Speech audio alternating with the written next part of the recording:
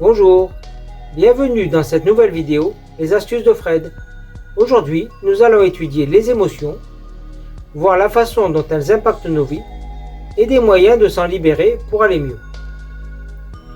Lors d'un accident, d'un choc, d'une agression ou de traumatisme, il y a une réaction face au stress, ou quelquefois un manque de réaction, qui génère un souvenir corporel laissant une trace ou une cicatrice énergétique présente à la fois sous forme de mots et de mémoire corporelle. Ce souvenir et cette mémoire se fixent énergétiquement soit sur un méridien, soit sur un organe, soit sur un muscle, gênant ainsi le bon fonctionnement de l'organisme. Et si l'émotion se fixe sur un organe, on peut comprendre que sur le moyen et le long terme, cela va entraîner des dysfonctionnements, voire des maladies.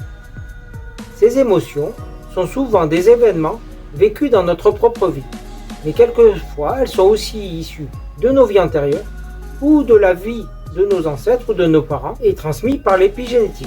C'est comme ça que l'on peut expliquer les phénomènes psychogénérationnels de traumatisme qui se répètent de génération en génération. L'épigénétique est l'étude de la modulation de l'expression des gènes due au stockage des événements et des mémoires vécus via des marqueurs biochimiques apposés par des enzymes spécialisées sur l'ADN ou sur des protéines qui le structurent. Et ces protéines modifient l'expression de l'ADN et donc la génétique.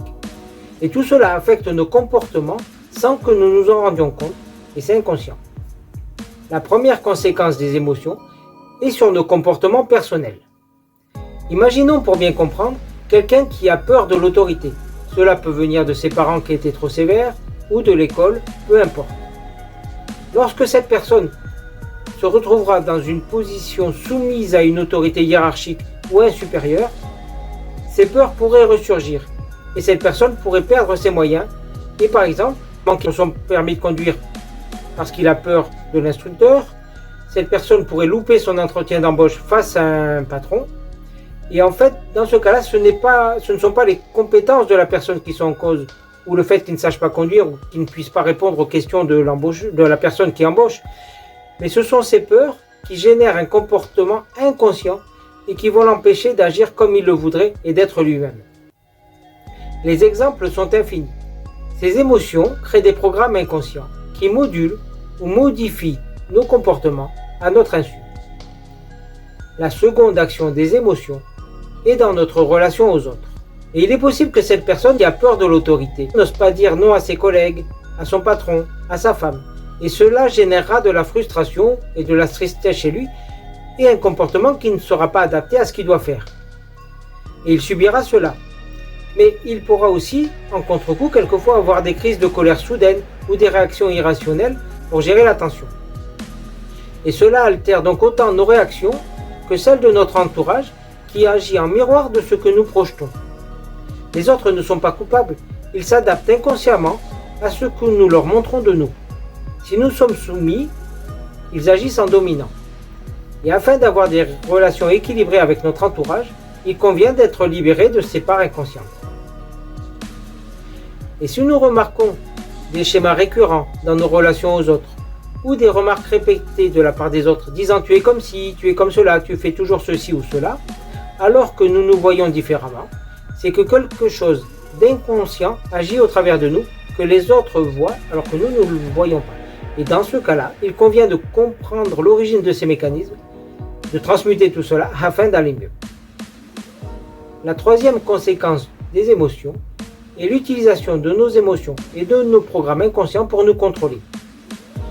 L'éducation, l'école, l'histoire de nos sociétés génèrent en nous des comportements types qui ne nous appartiennent pas.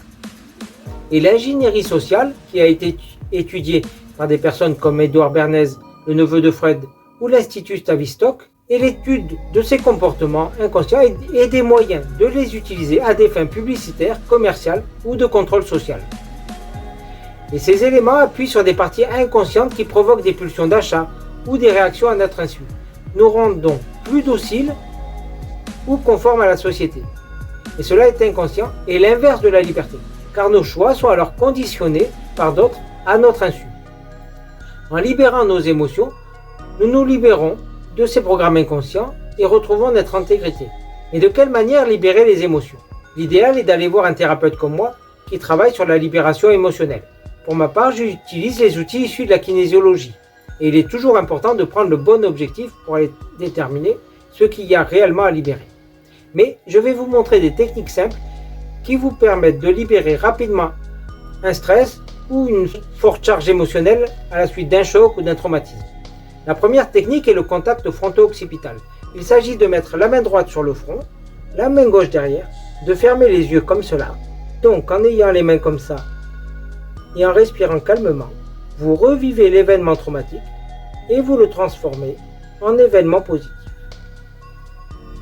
La seconde technique sont les points positifs. Là sur le front, tout le monde a deux bosses à peu près au-dessus du milieu des yeux. Là ici, sur la partie supérieure du front, il y a deux bosses. Et là vous posez deux doigts sur chaque bosse. Et dans cette position, vous fermez les yeux. Et là vous respirez tranquillement. Et vous laissez votre corps agir et se libérer tranquillement de l'émotion. Là vous ne pensez à rien, vous respirez tranquillement. Et vous laissez le corps transmuter tout cela. Et il y a une autre façon rapide d'agir sur les émotions, c'est d'utiliser la fleur de Bach numéro 39, Rescue. C'est un mélange de fleurs de Bach à large spectre qui agit pour libérer rapidement le stress. Après, chaque fleur de Bach est adaptée à une situation. Et en cas d'urgence, vous pouvez prendre cette fleur de Bach et ça vous permettra rapidement d'aller mieux. Voilà, j'espère que cette vidéo sur les émotions vous aura aidé à mieux comprendre la façon dont elles agissent, l'importance de s'en libérer et que ces petites techniques vous seront utiles au quotidien. Merci d'avoir regardé la vidéo et à bientôt.